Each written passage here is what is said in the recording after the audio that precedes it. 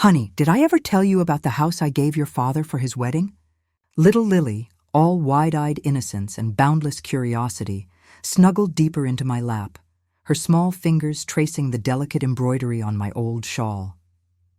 The evening light, a soft, hazy gold, filtered through the lace curtains of my living room, casting long, dancing shadows across the worn wooden floorboards. The air was thick with the comforting scent of lavender and the faintest hint of the ginger cookies we'd baked earlier, a smell that always clung to this cozy, familiar space. My home, you see, isn't just a house. It's a tapestry woven with memories, each thread a story waiting to be told. Old photographs smiled down from the mantelpiece, their sepia tones whispering of bygone days, of laughter and tears and a life fully lived.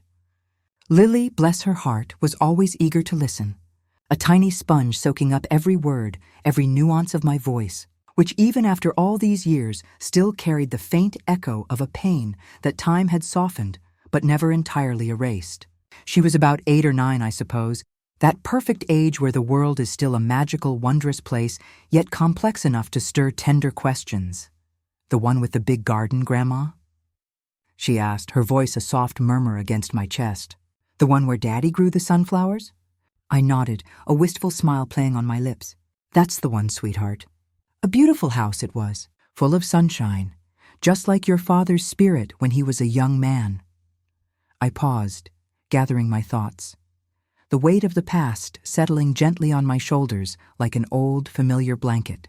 But you know, sometimes even the sunniest days can hide the darkest storms. And that house, that beautiful gift, became the very eye of a storm that nearly tore our family apart. Lily's eyes, usually so bright with childish glee, clouded with a touch of concern. "Why, Grandma? What happened?" Ah, the innocence of youth, untouched by the sharp edges of betrayal, the bitter taste of heartbreak. How I wished I could shield her from the harsh realities of the world. But life, my dear, has a way of teaching its own lessons, often through the crucible of fire. This story, though, was different. It wasn't just about hardship.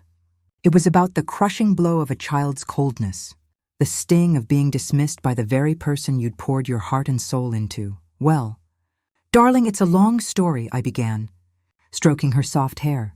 "One that starts a long, long time ago, when your father, Michael, was just a young man, head over heels in love with a woman named Sarah. She was lovely, on the surface. Bright, vivacious, with a laugh that could fill a room. And Michael, my sweet boy, he adored her. He saw the world through rose-tinted glasses when it came to Sarah, and as a mother, I wanted nothing more than his happiness. I closed my eyes for a moment, letting the memories wash over me, a cinematic reel playing out in the theater of my mind. The scent of pine and crisp winter air, the distant sound of sleigh bells. It was Christmas Eve, nearly 30 years ago. Michael had brought Sarah home for the first time, and the house had buzzed with an almost frantic energy. I remembered cooking for hours, my hands aching, but my heart overflowing with anticipation. He was my only son, my pride and joy, and seeing him so utterly smitten, so full of hope, filled me with a warmth that chased away the lingering chill of a harsh winter. Flashback. The old wooden table, groaning under the weight of a feast, glistened with candlelight. Michael, then a strapping young man with his father's kind eyes and my determined jawline, beamed as he introduced Sarah. She was beautiful, yes, with a cascade of chestnut hair and eyes that sparkled like freshly fallen snow. But even then, amidst the festive cheer, there was a tiny, almost imperceptible flicker, a subtle shift in her gaze when she looked at the expensive antique clock on the mantelpiece, or the gleaming silver cutlery.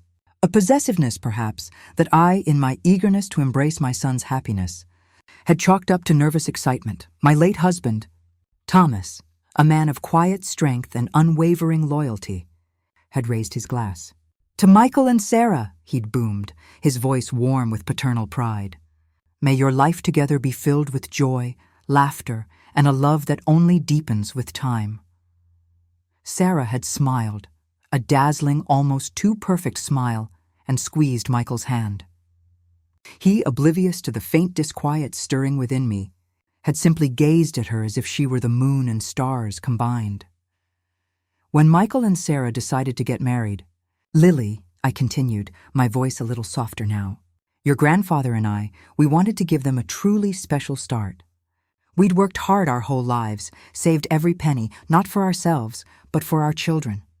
And so we decided to give them the house, the one with the big garden, as a wedding gift. It was our home, you see, the one where Michael grew up, where we built our lives. But we felt it was time for a new chapter for us and a fresh beginning for them. Lily gasped. You gave them your house? The one Daddy grew up in? We did, I confirmed, a pang of bittersweet memory stirring in my chest. It was a beautiful gesture, we thought. A symbol of our love, a foundation for their future. We moved into this smaller place, content in the knowledge that our son would be raising his family in a home filled with happy memories, a place of stability and comfort. We poured so much into that house, not just money, but our time, our dreams, our very souls. I spent countless hours tending to that garden, making sure it bloomed with color and life.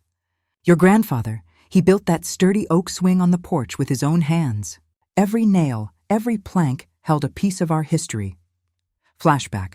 The day we handed over the keys was a flurry of emotions. Michael had hugged me tightly, tears in his eyes. Thank you, Mom, he'd whispered, his voice thick with emotion. This means everything to us. We'll cherish it, I promise. Sarah, however, had been more reserved. Her smile, though polite, didn't quite reach her eyes. She'd walked through the rooms with a critical gaze, pointing out things she wanted to change, areas she wanted to redecorate. Even then, a tiny seed of doubt had been planted in my heart, a whisper of unease that I'd quickly dismissed. She's just excited, I told myself, nervous, perhaps, about making it her own. For a while, I explained to Lily, things were wonderful. Michael and Sarah settled in, and soon after, they had your Uncle David. Oh, what a joy he was! Your grandfather and I, we'd visit every weekend, bringing fresh baked goods, helping out with the garden, just relishing in the simple pleasure of watching our grandson grow. It felt like everything we had worked for, every sacrifice we had made, was coming to fruition. But as the years passed, a subtle shift began to occur. Sarah, who had initially been warm and welcoming, slowly started to put up invisible walls. Our visits grew shorter, less frequent. Michael, caught in the middle, seemed increasingly strained. His once open and cheerful demeanor replaced by a quiet worry. It started small. Lily, I recounted, my voice laced with the faint tremor of old hurt. Little things at first. Sarah would make comments about how old-fashioned our furniture was, or how our cooking wasn't modern enough. Harmless, I thought at the time. Just a difference in taste. But then, she started to criticize my parenting, implying that I had spoiled Michael, that he was too dependent on me. It hurt, of course, but I tried to brush it off. Mothers and daughters-in-law, they sometimes have these little tiffs, right? Flashback.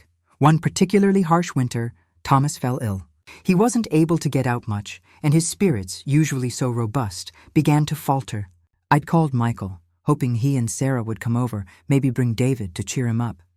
Of course, Mom, Michael had said, his voice hesitant. We'll try. They never came.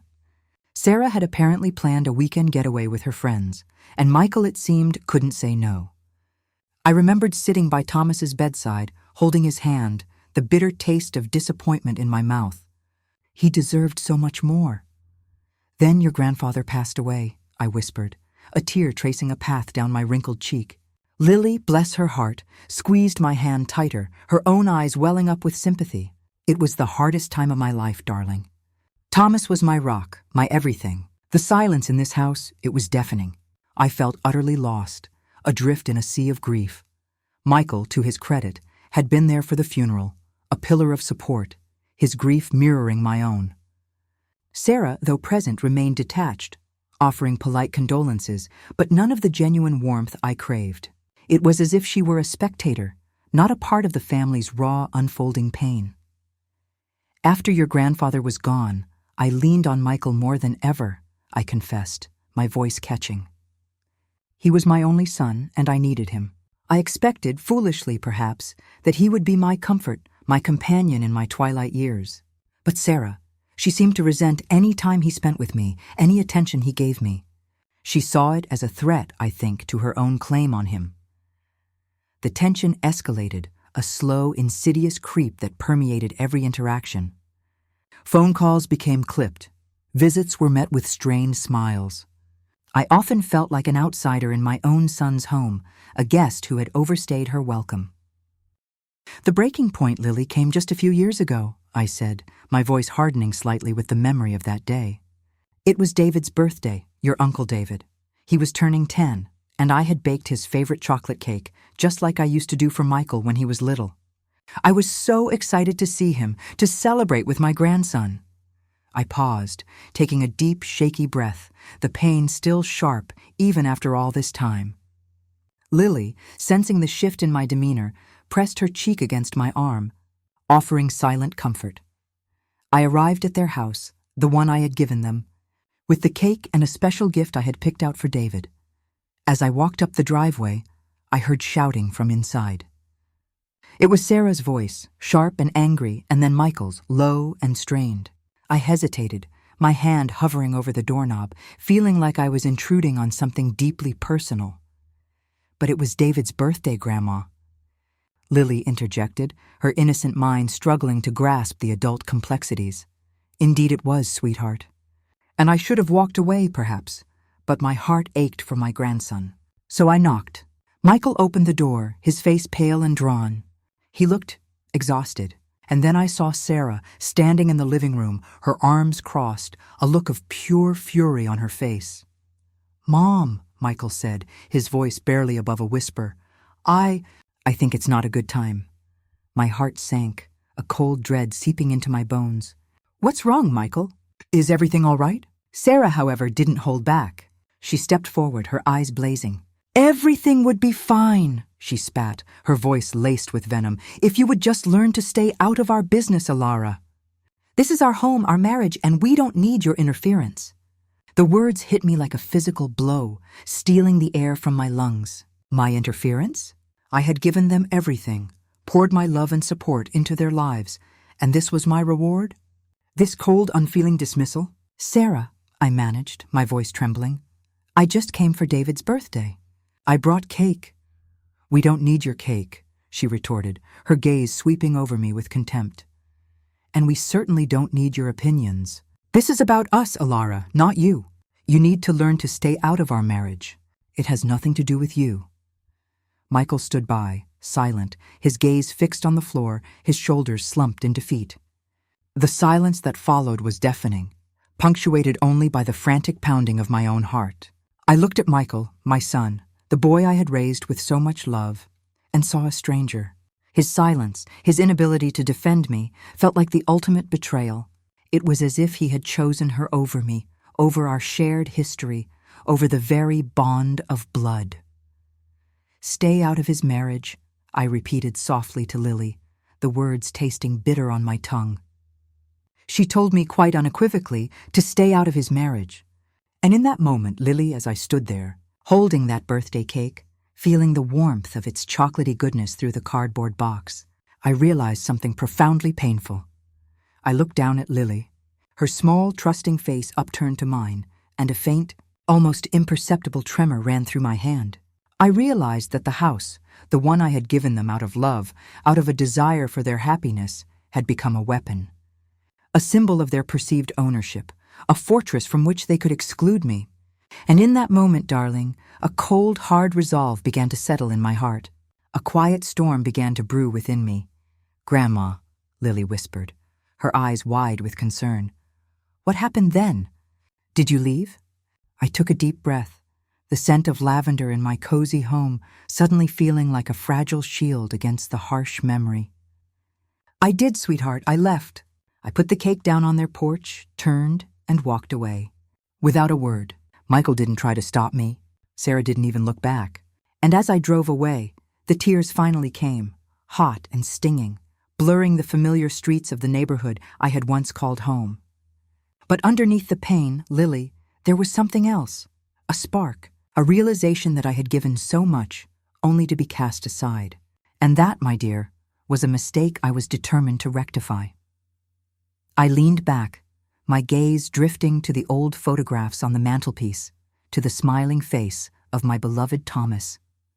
He would have been heartbroken, just like I was. But he would have also understood. He would have supported my decision, whatever it may be. Because what they didn't know? Lily, I concluded, my voice dropping to a low, conspiratorial whisper. What Michael and Sarah didn't know when they told me to stay out of his marriage. And out of their house was that sometimes a gift, no matter how lovingly given, can be ungiven. Sometimes a mother's love, when scorned, can find a quiet, unexpected strength. And sometimes a house, a simple house, holds far more secrets than bricks and mortar can ever reveal. Lily looked at me, her eyes wide, a mixture of confusion and intense curiosity on her face.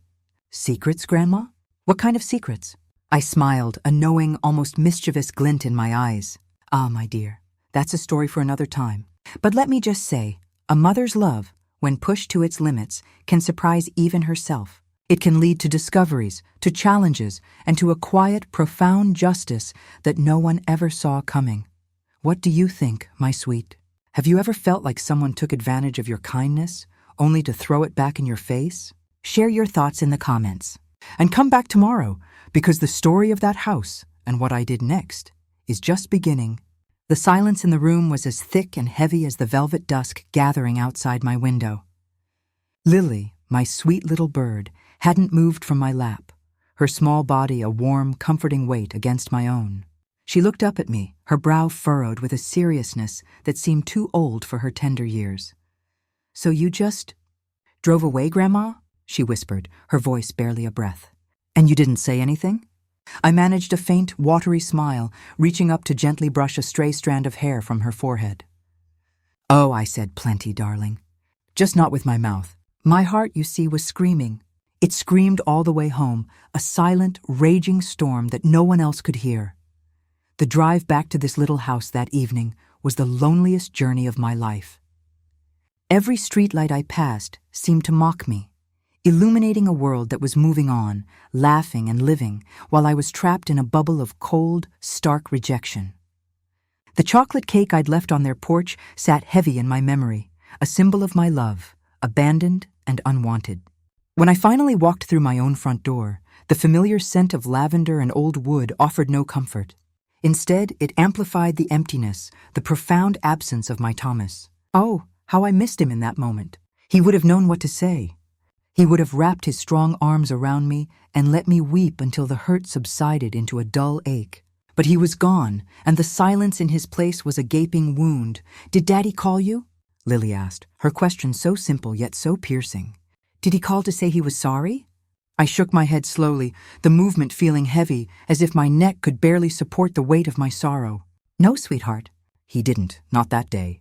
Not the next day. Not for a whole week. A week turned into 2, then a month. Each ring of the telephone sent a jolt of desperate hope through me, a foolish, fluttering thing in my chest that whispered, maybe it's him. Maybe he's calling to apologize, to explain, to ask me to come back. But it was never him. It was always a cheerful telemarketer trying to sell me something I didn't need, or my dear friend Eleanor from down the street calling to check in. I was grateful for her kindness, but every call that wasn't from Michael was another small, sharp cut to my already bleeding heart. The silence from his house, the house that had once been my own, was a deliberate act. It was a wall being built, brick by silent brick, and I was on the outside, shivering in the cold. The true depth of my exclusion, however, became clear on Thanksgiving. I had spent the morning cooking a small turkey, just for myself, pretending it was a normal holiday. I set a place for Thomas, as I always did, and tried to fill the silence with the cheerful clatter of pots and pans. But the effort was a hollow one.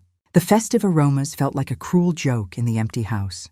Later that afternoon, Eleanor stopped by with a slice of her famous pumpkin pie. She's a sweet soul, but not always the most delicate. She was scrolling through her phone, showing me pictures of her own grandchildren, when she swiped to a photo that made my breath catch in my throat. Oh, look, Ilara, she chirped, oblivious. Here's a lovely one of Michael's family. Sarah just posted it. Don't they look happy? There they were, Michael, Sarah, and my grandson, David. They were standing in the living room of my old house, in front of the fireplace that Thomas had built with his own 2 hands. They were all beaming, their arms wrapped around each other, the very picture of familial bliss. A magnificent, golden-brown turkey sat on the dining table behind them. Sarah was wearing a new dress, David had a new haircut, and Michael looked happy. Genuinely, uncomplicatedly happy. There was no trace of the strained, worried man who had stood silently at the door while his wife tore a strip off my soul. I felt the blood drain from my face. It wasn't just the fact that I hadn't been invited. It was the public declaration of it. The smiling, perfect photograph posted for the world to see, a curated image of a family that no longer included me. I had been photoshopped out of my own life. Eleanor, finally noticing my pallor, quickly put her phone away, stammering apologies, but the damage was done. The image was seared into my mind. That night, I didn't just feel lonely. I felt erased, but "You gave them everything," Lily mumbled into my shawl, her voice thick with a child's righteous indignation. "That's not fair, Grandma. It's not fair at all."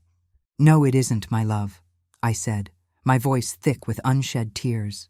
But life rarely is, and in those dark, lonely days, I found myself thinking a lot about the past, about all the things your grandfather and I had given up for Michael. Not just the house, but the little pieces of ourselves, the dreams we'd packed away in boxes and stored in the attic of our hearts. I closed my eyes, and a memory, so vivid it felt like yesterday, bloomed in the darkness. Flashback, the scent of yeast and cinnamon filled our small kitchen. I was in my late 30s, my hands covered in flour, a smudge on my cheek. Spread across the kitchen table were not recipes, but sketches. Drawings of a little shop with a striped awning and window boxes overflowing with geraniums. Elara's Little Loaf, I'd planned to call it. It was my dream, a little bakery and cafe where I could sell my breads and pastries. I'd saved up a small nest egg, a secret little fund that I'd been adding to for years. Thomas walked in, tired from a long day at the construction site, but his face lit up when he saw me. "Dreaming again, my love?" he asked, his voice a low, gentle rumble. He wrapped his arms around my waist from behind, resting his chin on my shoulder and looking down at my sketches. "It could work, Thomas," I'd said, my voice buzzing with excitement. "There's that little storefront for rent on Main Street. It's perfect.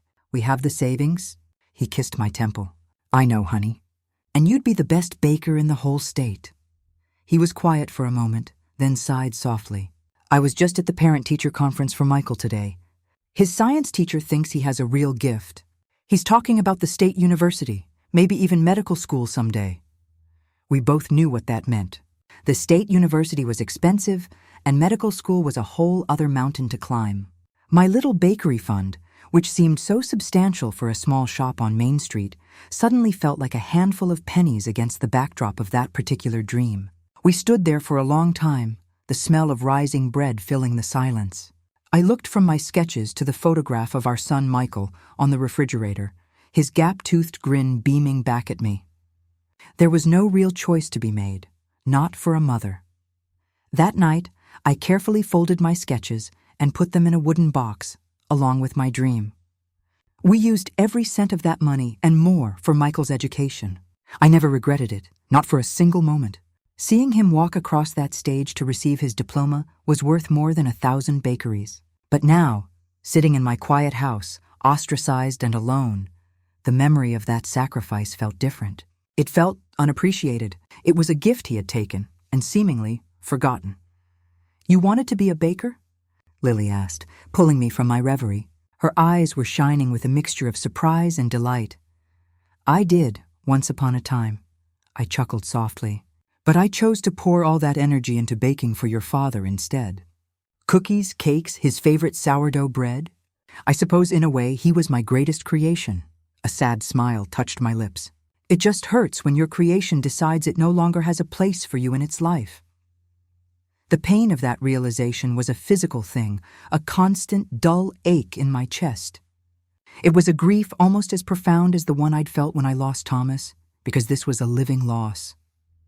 My son was out there in the world, breathing and laughing and living his life, and he was doing it as if I no longer existed.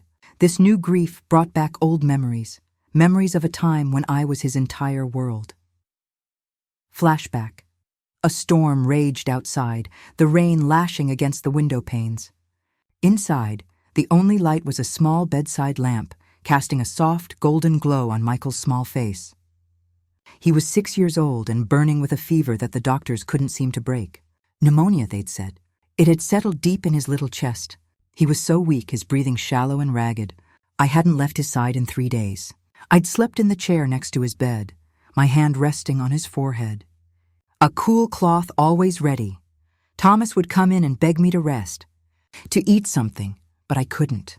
I felt that if I looked away, even for a second, he might slip away from me. I remember bargaining with God, with the universe, with anyone who might be listening. Take anything from me, I'd prayed, my tears soaking the collar of my nightgown. Take my dreams, take my years, but please, please, just let him be okay. On the 4th night, his fever finally broke. I woke with a start to find him looking at me, his eyes clear for the first time in days. "Mommy," he'd whispered, his voice raspy, "I'm hungry." The relief that flooded through me was so overwhelming I thought my heart would burst. I started to cry, not from sorrow, but from a joy so pure and fierce it was almost painful. He was going to be okay. My boy was going to be okay. I had held his life in my hands, fought for it with every fiber of my being. How could that bond, forged in the crucible of fear and desperate love, simply dissolve? How could he forget the woman who had refused to let him go? These memories swirled around me during those long, lonely months. They were both a comfort and a torment. I felt adrift, unsure of what to do. Should I call? Should I drive over there and demand an explanation? My pride, what was left of it, said no. My heart, however, yearned for my son, for my grandson. The decision was taken out of my hands one rainy Tuesday afternoon. I was in the attic, searching for an old photo album, hoping to find some solace in happier times. The air was thick with the smell of cedar and mothballs. Dust motes danced in the single beam of light from the bare bulb hanging from the rafters. I was rummaging through an old trunk filled with Thomas's things, his old army uniform, his collection of woodworking magazines, a box of his favorite pipes. At the very bottom, tucked beneath a stack of old tax returns, was a handsome leather briefcase I hadn't opened since he passed. My fingers trembled as I undid the tarnished brass latches. A puff of stale air escaped. Inside, it was all business. Insurance policies, investment statements, car titles. It was a testament to how carefully Thomas had managed our lives. And then I saw it. A thick accordion file made of sturdy brown cardboard, tied with a faded red string. On the tab, in Thomas's neat, strong handwriting, were 2 words. The house. My heart gave a little lurch. I pulled it out, my hands shaking so much I could barely untie the string.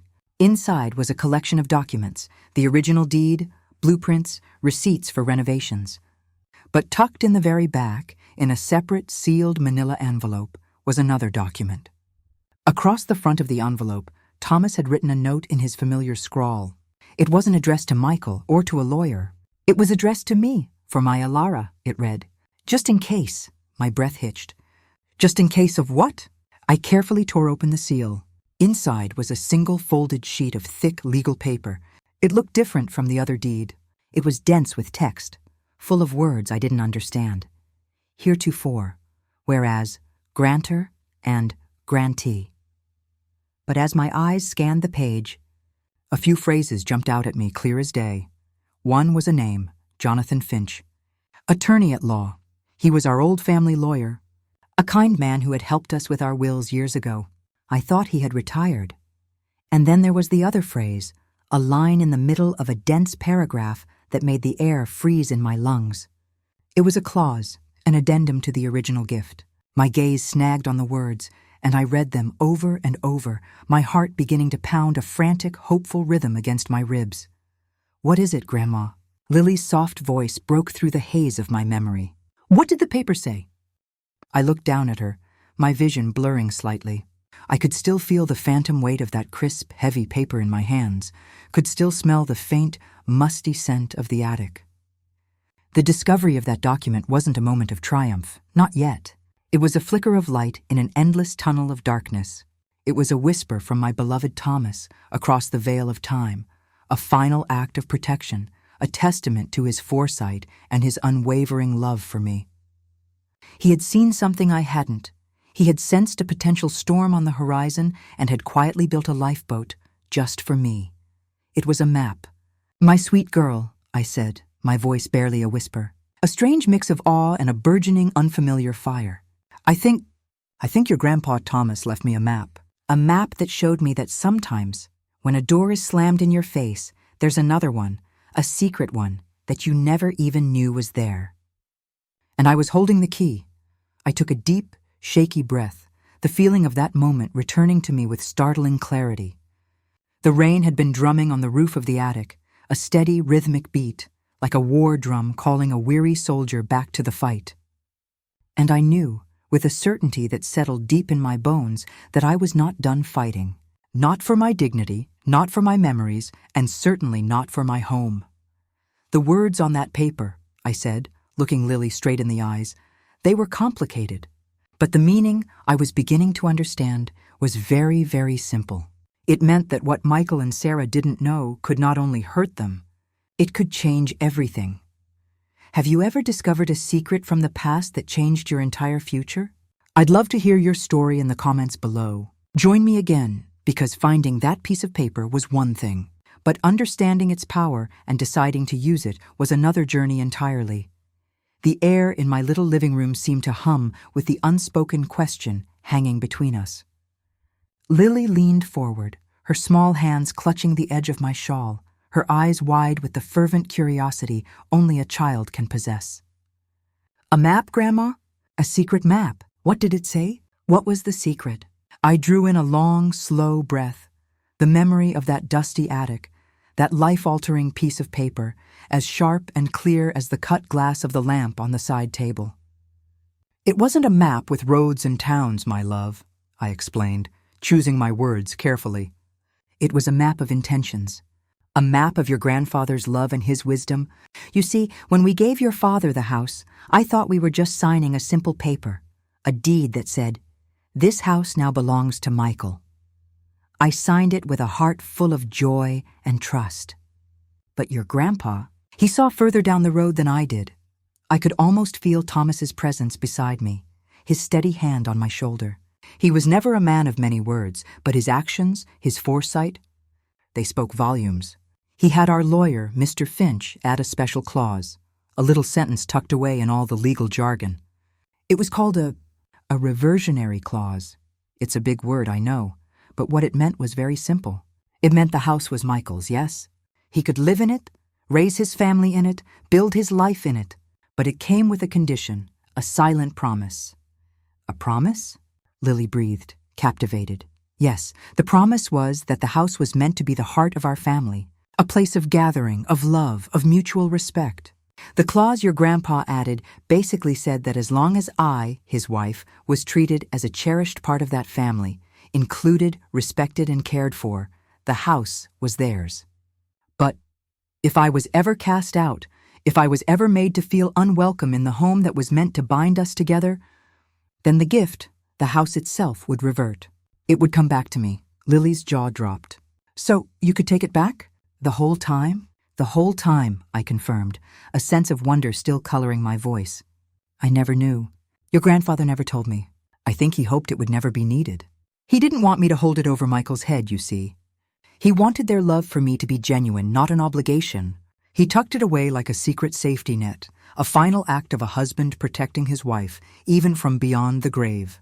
And for years it lay dormant, a forgotten promise in a dusty file, until the day Sarah's words and Michael's silence broke the one condition that held it all together. But knowing and acting are two very different countries, my dear. Holding that paper in my hands, I felt a dizzying mix of vindication and sheer terror. It was one thing to feel wronged. It was another thing entirely to contemplate dismantling my own son's life, even if he had been a party to dismantling mine. The first thing I had to do was confirm it was real, that it wasn't just some old invalid document. I had to find Jonathan Finch. The next morning, I felt a tremor in my hands as I pulled out my old dog-eared address book. The ink for the Finch's entry was faded, nearly 20 years old. I dialed the number, my heart pounding a nervous rhythm against my ribs. A recorded voice informed me the number was no longer in service. A wave of despair washed over me. What if he was gone? What if this whole thing was a dead end? That afternoon, my friend Eleanor came by, and I confessed my predicament without giving her all the messy details. Her face lit up. Oh, Elara, nobody uses phone books anymore. You need the internet. Before I could protest, she had her little smartphone out, her fingers flying across the screen. A minute later, she beamed. Here we are, Finch and Son, Legal Services. It seems his son Daniel took over the practice. The office is still downtown. Summoning every ounce of courage I had, I made the call. A kind-voiced receptionist put me through, and when I mentioned my name and my late husband's, there was a pause. Then a warm male voice came on the line. Mrs. Vance, this is Daniel Finch. My father spoke of you and your husband often. It would be an honor to meet with you. Could you come in tomorrow? The journey downtown the next day felt like a pilgrimage. The city had changed so much, all gleaming glass towers and bustling crowds. I felt like a relic from a bygone era in my simple tweed coat. The law office was on the 12th floor of one of those new buildings, a far cry from the cozy, wood-paneled office his father had kept. Daniel Finch, however, had his father's kind eyes. He was a man in his 50s, with a gentle demeanor that immediately put me at ease. He led me into a conference room with a view that stretched for miles. My father kept meticulous records, Mrs. Vance, he said, laying a thick, dusty file on the polished table between us. He always said Thomas Vance was one of the shrewdest, most honorable men he'd ever known. My heart swelled with pride. Daniel opened the file, and there it was, a copy of the very document I held in my hands. He read through it, his brow furrowed in concentration. The silence stretched on, filled only by the distant hum of city traffic. Finally he looked up, his expression serious. Well, Mrs. Vance, your husband was nothing if not thorough. This is a legally binding, conditional deed of gift with right of reversion. It's ironclad. The conditions are explicitly tied to your material and emotional well-being within the family unit, centered around the property in question. The language is a bit archaic, but the intent is crystal clear. He foresaw the possibility that you might one day be neglected, and he provided you with an escape hatch. So, it's real? I whispered. I can really? Legally, he said, leaning forward, you have every right to file a petition to revert the title to your name. We would need to provide evidence that the conditions of the gift have been breached. Your testimony, correspondence, or lack thereof, witnesses to your exclusion. It would build a strong case. He paused, his gaze softening. But emotionally, Elara, may I call you Elara?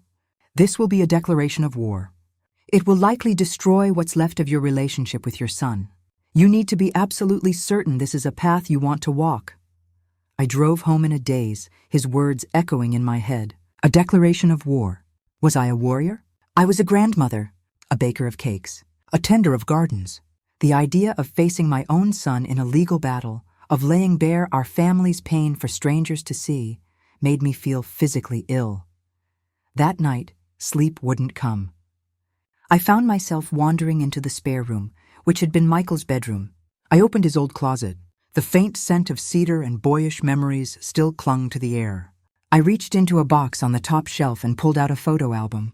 There he was, a lanky teenager, grinning proudly next to me on the day we moved him into his first college dorm. Flashback. The room was tiny, cinder-block walls painted a sterile beige. But to Michael it was a palace. We spent the whole day unpacking his boxes, making his bed, arranging his books. I'd packed him a box of his favorite homemade chocolate chip cookies, and he'd eaten half of them while we worked. As the sun began to set, casting long shadows across the campus lawn, it was time for me to go. He walked me to my car, and for the first time, I saw a flicker of fear in his eyes.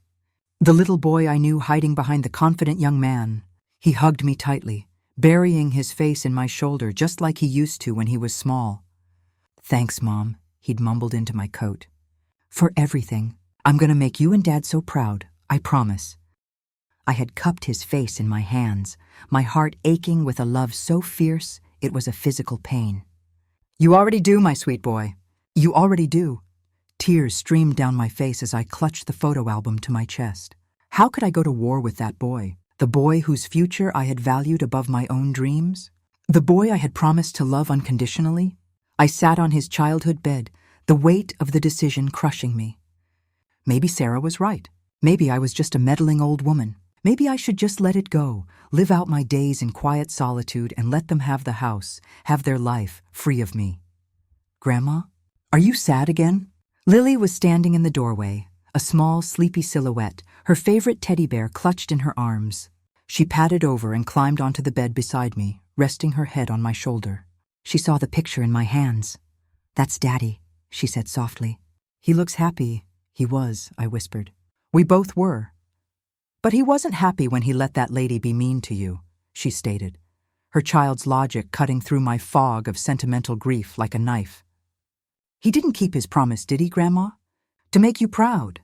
Her simple, devastating question struck the very heart of the matter. It wasn't about the house, not really. It was about the broken promise. The promise to love, to honor, to cherish. The house was just the symbol of it all, a brick-and-mortar testament to a love that had been betrayed. The final piece of the puzzle, the one that cemented my resolve, fell into place a few days later, in the most mundane of places, the grocery store. I was in the produce aisle, trying to decide between vine-ripened and Roma tomatoes when a familiar voice called my name. "Ilara Vance." I thought that was you. It was Martha Gable, a woman who had lived 2 doors down from us on our old street for over 30 years. She was a notorious gossip, but a kind heartbeat beneath her busybody exterior. We exchanged pleasantries, asked about each other's health. The usual dance. "It's a shame we don't see you around the old neighborhood anymore," she said, lowering her voice conspiratorially as she leaned on her shopping cart. "Though I can't say I blame you. Things have been tense over at your old place." My ears perked up. "Tense? What do you mean?" "Oh, you know," she said, waving a dismissive hand. "That's Sarah, lovely girl, but she has expensive tastes. The number of delivery trucks on our street every day, you'd think she was furnishing a palace. And the arguments, my goodness. Michael and her, shouting right on the front lawn last month. Something about credit card bills and a second mortgage. Michael looks stressed to the gills, poor boy. Seems they're in some kind of financial trouble. He's even started renting out the upstairs attic room to a college student to make ends meet." The tomatoes in my hand suddenly felt like lead weights. A second mortgage, renting out the attic. My blood ran cold. The home I had given them, the legacy Thomas and I had built, a place meant for family and cherished memories, was being leveraged and sold off piece by piece to fund a lifestyle of frivolous shopping. They weren't just excluding me from the family. They were disrespecting the very foundation of it. They were treating our gift not as a sacred trust, but as a cash machine. The anger that rose in me was cold, clean, and sharp. It wasn't the hot, messy anger of hurt feelings. It was the righteous fury of a matriarch whose legacy was being squandered. That night, I didn't cry. I didn't look at old photographs.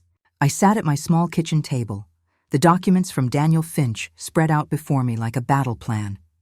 The image of Michael's strained face, as described by Martha, flashed in my mind. But it was overshadowed by the image of my beautiful home being bled dry, its sanctity violated for designer shoes and fleeting wants. Thomas had built that house to be a sanctuary, not an ATM. Lily, ready for bed, came to kiss me goodnight. She saw the papers on the table and the look on my face. "Are you going to be a detective now, Grandma?" she asked, her eyes full of awe. I smiled, a real smile this time, though it didn't quite reach my eyes. "Something like that, my love. Sometimes you have to become a detective to find the truth, and sometimes you have to become a fighter to protect it." After she was tucked into bed, I sat alone in the quiet house for a long time. The weight of the decision was still there, but it was no longer crushing me. It was anchoring me. This was not about revenge. This was about restoration. It was about honoring Thomas's foresight. It was about reclaiming my dignity and protecting the last, most tangible piece of the life we had built together. My son had made his choice. He had chosen his marriage, his wife, his new life, and had told me to stay out of it, so I would. I would stay out of his marriage, but I would not, could not, let them destroy my home. With a hand that was surprisingly steady, I picked up the telephone. I dialed the number for Finch and Son from memory. Daniel Finch speaking. I took a deep, final breath, the air filling my lungs with a cold, clear resolve. The voice that came out of me was not the voice of a sad, forgotten old woman. It was the voice of Ilara Vance, a wife, a mother, and the rightful mistress of her own legacy. "Mr. Finch, it's Ilara Vance," I said, my tone calm and absolute. "I've made my decision. Please proceed. Have you ever had to make a choice that was both heartbreaking and necessary? A choice that you knew was right, but that you also knew would change everything forever? Tell me in the comments how you found the courage, because my journey was about to enter the storm, and I would need all the courage I could find. My quiet call to Daniel Finch set in motion a machine I could no longer control. The gears of the law began to turn, slowly, inexorably, grinding towards a future I both craved and dreaded. The first shot in a war is never a cannonball, Lily, I murmured, my gaze lost in the flickering firelight of the memory. It's a letter, a single piece of paper delivered by a stranger that lands with the force of an explosion. Mr. Finch was methodical. He drafted the formal notice, a document thick with legal precision, outlining the breach of the conditional deed. It cited my exclusion from the family, referencing specific dates, David's birthday, Thanksgiving, the long months of unbroken silence. It was a cold, clinical accounting of a mother's heartbreak. A process server, a neutral party, was hired to deliver it. And then there was nothing to do but wait. The 2 days that followed were the longest of my life. Every creak of the floorboards, every rustle of leaves outside the window sent my heart into a frantic flutter. I couldn't eat. I couldn't sleep. I just sat in my armchair, the one Thomas used to love, and waited for the phone to ring. I knew it would ring, and I knew it would be Michael. It happened on a Thursday afternoon. The shrill ring of the telephone cut through the silence like a scream.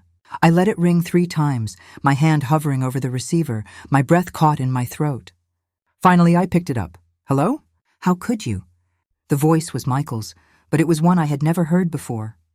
It was ragged, stretched thin with a toxic blend of disbelief and pure rage. There was no greeting, no preamble, just the raw, wounded fury of a cornered animal. Michael, I said, my own voice surprisingly calm, a small island of stillness in his storm. I imagine you received a letter. A letter? He scoffed, a harsh, humorless sound. You call this a letter? This is a threat, Mom. You're suing your own son? You're trying to throw us out of our home? David's home? What kind of monster have you become? The word monster stung, a fresh wound on top of 1,000 old scars. I closed my eyes, picturing his face, the handsome face I had once bathed and kissed and watched for hours as he slept. I'm not a monster, Michael. I'm a mother who was told to stay out of her son's marriage. I am simply taking you at your word. This isn't about that, and you know it. He yelled, and I could hear Sarah in the background, her voice a sharp, insistent hiss, feeding him his lines. This is about control. You never liked Sarah. You never wanted me to be happy. That is not true, and you know it, I said softly but firmly.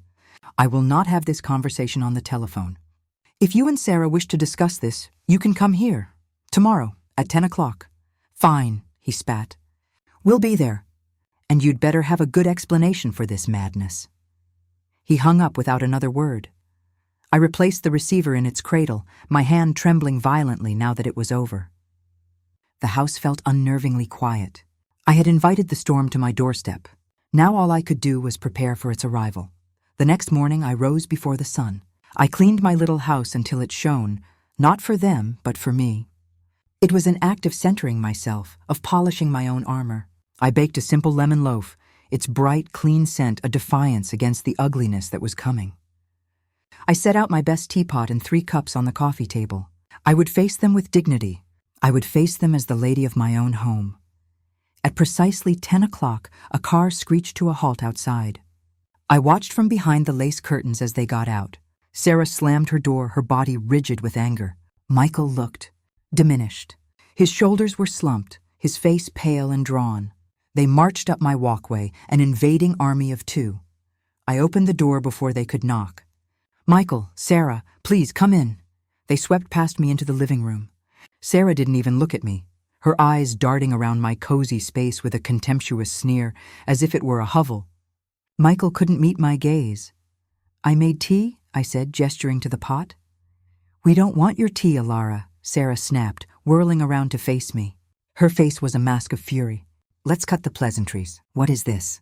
What sick game are you playing? Are you trying to destroy us? After everything we've done to make that house a home, you're trying to rip it away from us out of sheer bitterness? Her words were like stones, hurled at my head.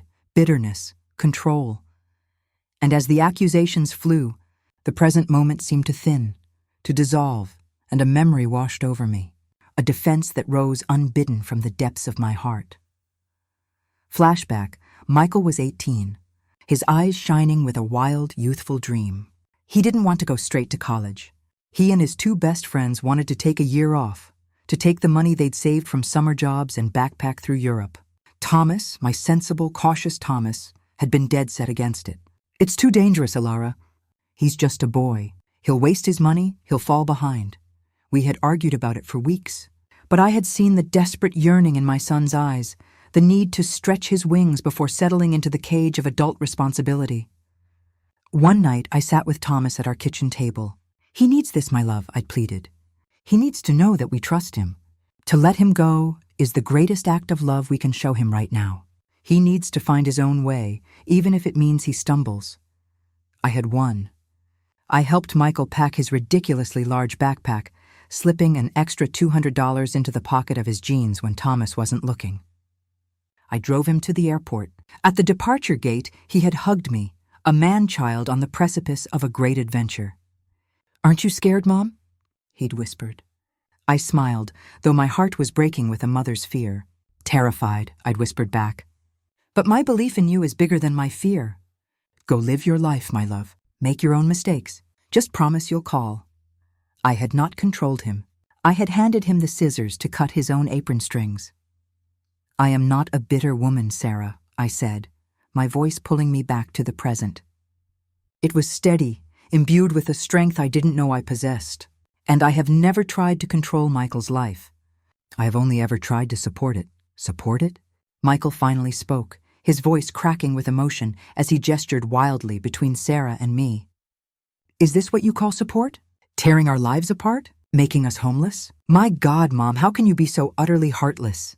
After everything I've done for you, for this family." Heartless. The word echoed in the small room, a cruel, impossible accusation. And again, the world tilted, the scent of lemon loaf fading, replaced by the acrid smell of ammonia and industrial soap.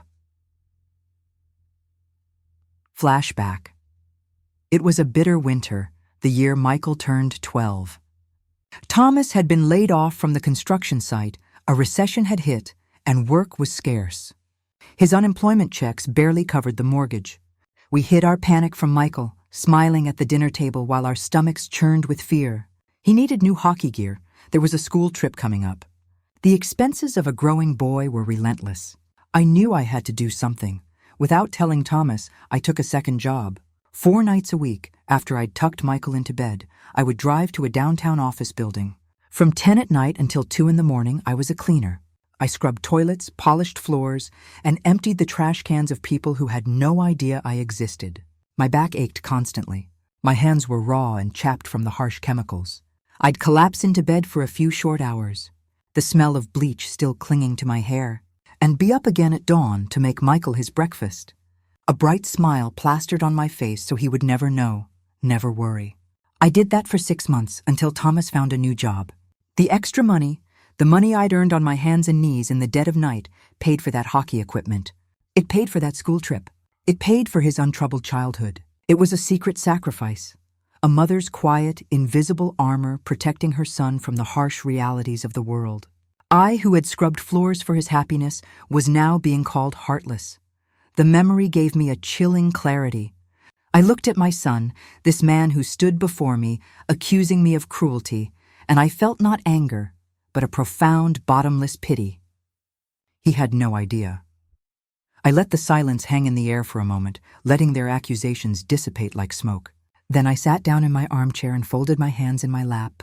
My voice, when I spoke, was not loud, but it filled the room, silencing everything else. "You are right about one thing, Michael," I began, my gaze locking onto his. "You told me, and your wife told me, to stay out of your marriage. And after a great deal of pain, I have decided to honor that request. I will no longer call or visit or interfere in any way with the life you have chosen with Sarah." Sarah smirked, a look of triumph flashing across her face. "But the house," I continued, my voice dropping, each word precise and deliberate, "was never a part of your marriage. The house was a gift to our family. It was the heart of the Vances. It was your inheritance, yes, but it was also my security. It was your grandfather's legacy, and you, both of you, have dishonored it. Michael flinched. What are you talking about? You think I don't know? I asked, a sad smile playing on my lips. You think your old neighbors don't talk? I know about the second mortgage, Sarah, to pay for your shopping. I know about the credit card bills. I know you are renting out your father-in-law's attic workshop to a stranger to make ends meet. The home that Thomas and I poured our life savings, our sweat, and our very souls into. You have treated it like your personal bank. You have bled it dry to fund a lifestyle you cannot afford, all while casting aside the woman who gave it to you.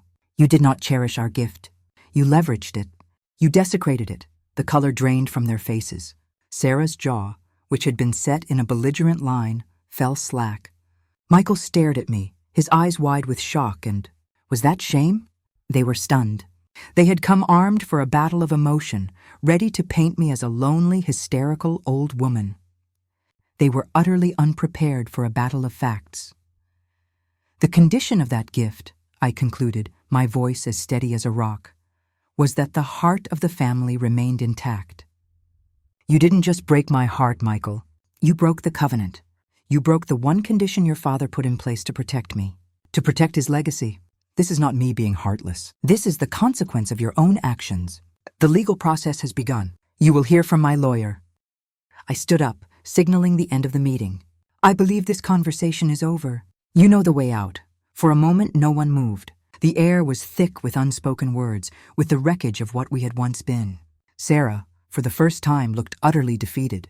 Michael just looked lost, his eyes pleading with me, but I held his gaze, my expression calm and resolute. I would not bend. I could not. Finally, they turned and walked out the door. They didn't slam it this time. They closed it softly behind them, a sound of utter and final defeat. I stood alone in my living room, the untouched teacups a silent testament to the chasm that now lay between us. I did not feel victorious. I felt hollowed out, as if I had survived a devastating storm, only to find myself standing alone in the rubble. Grandma, Lily's voice, small and trembling, pulled me back to the present, to the warmth of my living room, to the safety of her embrace. She had tears in her eyes, big fat tears that rolled down her rosy cheeks. That was so sad. I pulled her into my arms, burying my face in her soft hair, inhaling the sweet, innocent scent of her. It was the hardest thing I've ever had to do, my darling. She pulled back and looked at me, her little face a mask of fierce loyalty and a child's profound wisdom. No, she said, wiping her tears with the back of her hand. You were brave, Grandma. You were like a queen in a story. A sad queen, but a strong one. They were the dragons, and you stood up to them. Her words, so simple, so pure, were a balm to my aching soul. A sad queen. Yes, that's what I felt like. A queen defending the last, lonely outpost of her fallen kingdom. The days after the confrontation were silent. The phone didn't ring. No more angry cars appeared at my curb. There was just a vast, echoing quiet. I didn't know what they were planning. Would they fight it in court? Would they try to appeal to me again? The not knowing was a new kind of torture. Then, a week later, there was a knock on the door. Not the sharp, angry rap of before, but a soft, hesitant tapping. My heart leaped into my throat. I smoothed my apron, took a deep breath, and walked to the door. I opened it, and my breath caught. It was Michael. He was alone. He looked terrible. There were dark circles under his eyes, and he seemed to have aged 10 years in a week.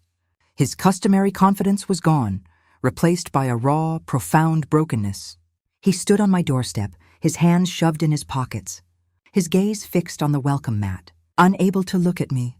"Mom," he said, his voice barely a whisper, thick with a sorrow that seemed to shake his entire frame. Can we talk, please? Without Sarah. His question hung in the air between us, a fragile bridge across a vast and desolate canyon. Was this an offer of peace? A strategy for a new attack? A genuine plea for reconciliation? I didn't know. But as I looked at the broken man who was my son, I knew the war was over, and a new, more complicated struggle was just beginning. Have you ever had to confront a loved one, knowing it could break your heart, but that it was the only way to stand up for yourself? Share your story in the comments. I'd love to know how you found the words and what happened next. He stood on my doorstep, a ghost of the son I once knew, the question hanging in the space between us like a fragile, trembling thread. My heart, a veteran of so many battles, hammered against my ribs. For a moment I saw not the broken man before me, but every version of him I had ever loved. The gap-toothed boy with scraped knees, the gangly teenager fumbling with his first tie, the proud university graduate with the world at his feet. And I knew, with a certainty that transcended anger, that I could not leave him standing on the porch. "Come in, Michael," I said, my voice softer than I intended. I stepped back, holding the door open. He entered my home not as an invader this time, but as a supplicant. He looked around the small, familiar living room, his gaze lingering on the photographs on the mantelpiece. Of him, of his father, of a life that seemed a million miles away. He didn't take a seat on the comfortable sofa, but perched hesitantly on the edge of the small wooden stool by the fireplace, a physical act of deference that spoke volumes. He was hunched over, his hands clasped between his knees, his eyes fixed on the worn patterns of my Persian rug. I poured him a glass of water, my hands moving with the steady calm of a woman who had made her decision and was now simply seeing it through. I sat in my armchair, the one opposite him, and waited. The silence was his to fill. When he finally looked up, his eyes were red-rimmed and swimming with a sorrow so profound it seemed to drown him. "Mom," he began, his voice a hoarse, broken whisper. "There's no excuse. There's no justification for what I did, for what I let happen." He took a ragged breath, and the story came tumbling out, a torrent of confession and shame. He spoke of Sarah's unhappiness, a deep, restless discontent that no amount of spending could ever seem to fill. He spoke of her threats, her ultimatums, the constant fear of her walking out the door with David, leaving him alone. He confessed that he had become a stranger in his own home, a silent partner in a life that was spiraling out of control, funded by a gift he had long ceased to appreciate. "I was a coward," he admitted, the words catching in his throat. "I was so terrified of the arguments, of her anger, that I just went along. I told myself it was for David, to keep the family together. But that was a lie. It was for me, to avoid the fight. And every time I avoided a fight with her, I picked one with you, just by being silent. Every time you called, every time you wanted to visit, it felt like an accusation, like you could see right through me, see how badly I was failing." Tears began to trace paths through the stubble on his cheeks.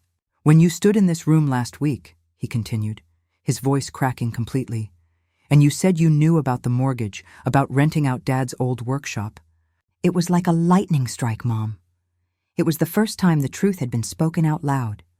Sarah and we'd been living in a fantasy, pretending we were this perfect, successful couple, and you tore the whole flimsy stage down, and I'm glad you did." He finally broke, his face crumbling into his hands, his shoulders shaking with gut-wrenching sobs. The sound was the sound of my own heart breaking all over again, but this time it was a different kind of break. It was the kind of break that happens before something can be reset, healed, and made stronger. I let him cry. I let the poison of years of weakness and shame pour out of him onto my living room floor. When his sobs subsided into shuddering breaths, I spoke. My voice was gentle, but it held the unyielding strength of forged steel. "I forgive you, Michael." He looked up, his eyes wide with a desperate, fragile hope. "You do?" "I do," I confirmed. "For my own peace, for the memory of the boy I raised, I forgive you. But forgiveness and forgetfulness are two very different things. We cannot go back to the way things were, because the way things were was built on a foundation of silence and disrespect. We are going to build something new." He nodded, ready to accept any terms, any penance I might demand. He probably expected me to drop the legal proceedings, to sweep it all under the rug in the name of a tearful reconciliation. But I had learned my lesson. Love without boundaries is not love. It is permission to be hurt. "The legal process to revert the title of the house to my name will continue," I stated, my tone leaving no room for negotiation. "It will be my house again, Michael. Fully and legally. That is the consequence. It is not negotiable." His face fell, the hope flickering. "Mom, please. We'll be homeless. David—" "No," I said, cutting him off gently but firmly. "You will not be homeless. I will not do to my grandson what was done to me. You and your family may continue to live in the house. I paused, letting the weight of my next words settle. But you will live there as my tenants. You will sign a formal lease. You will pay a modest below-market rent every month on time. Not a single day late. And that money, I added, will not go to me. I will place every single penny of it into a protected trust fund for David's college education. He will have the future you almost squandered. He stared at me, utterly speechless. This was not the vengeance he might have feared, nor the weak capitulation he might have secretly hoped for. It was something else entirely. It was justice. It was structure. It was a clear, unshakable boundary. There are 2 more conditions, I said. Sarah must agree to attend financial counseling. And you, Michael, will come to this house for dinner with your son every Sunday evening. We are going to rebuild our relationship, not on unspoken expectations, but on honesty and effort. Those are my terms. It was a lifeline, and he knew it. It was a chance to save his family, to teach his son about accountability, and to earn back his own self-respect. Through his tears, he nodded, a profound sense of relief washing over his features. Yes, Mom, he whispered. Okay, thank you. The days that followed were a quiet whirlwind of legal papers and difficult conversations. Sarah, I was told, had been furious at first, her pride deeply wounded. But faced with the reality of eviction and a mountain of debt, she had reluctantly agreed. The deeds were signed, the title reverted. A formal lease agreement was drawn up by Mr. Finch and signed by my son. The house on the sunny street with the big garden was mine again. Not just in spirit, but in law. And so, my sweet Lily, a new chapter began. The first few Sunday dinners were awkward. The conversation was stilted. But David, my lovely grandson, was the bridge. He would chatter about school and soccer, and Michael and I would find our way back to each other through our shared love for him. Slowly, cautiously, the ice began to thaw. Michael started helping me in my garden, his hands in the same soil his father had once tilled. We didn't talk much about the past. Instead, we focused on the present, on planting new seeds. So you won, Grandma? Lily asked, her head resting sleepily against my shoulder. The fire had died down to glowing embers, and the room was bathed in a soft, warm light. I smiled, stroking her hair.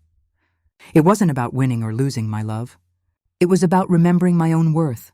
For a long time, I thought my value as a mother was in how much I could give away. My dreams, my time, my savings, even my home. But I learned a very important lesson. I looked around my cozy little living room, at the photographs that smiled down at me, at the sleeping grandchild in my arms, and my heart felt full, not with the frantic, anxious love of a mother trying to hold on, but with the calm, steady love of a woman secure in her own skin, in her own home. I learned that a person's love is not a limitless well to be plundered, I told her, my voice a soft murmur. It is a garden. You must tend to it, nurture it, and share its bounty generously. But you must also build a fence, not to keep people out, but to protect what is precious, to define your own space, to remind yourself where you begin and where others end. You can hand flowers over the fence all day long, but you never, ever let anyone trample the garden. I leaned down and kissed the top of her head, the scent of her hair like fresh baked bread. Your grandfather built me a beautiful house of bricks and mortar, but he also taught me how to build a house inside myself, a house of dignity, of self-respect. That's a house no one can ever take from you. We sat there for a long while, in the peaceful silence, the story told. The storm had passed. The queen, sad but strong, had defended her kingdom, and in doing so she had found not a lonely throne, but a deeper, more honest peace. My darling girl, I whispered, my final words a prayer and a promise for her future. In your life, you will love with every piece of your heart. I hope you do, but you must never, ever forget that the very first person who deserves your unending love and unwavering respect is the one you see looking back at you in the mirror. You are the one who teaches people how to treat you. So be kind, be generous, be forgiving, but be the queen of your own kingdom, however small, and never, for anyone, let them take your crown. Lily snuggled deeper into my embrace, a sleepy smile on her face. In her, I saw the future, a future where the lessons of my past would become the foundation of her strength. The cycle was not just about pain, it was about resilience, passed down like a precious heirloom. And in that moment, I felt a sense of victory more profound than any legal document could ever provide. My house was in order, both the one on this street and the one within my soul.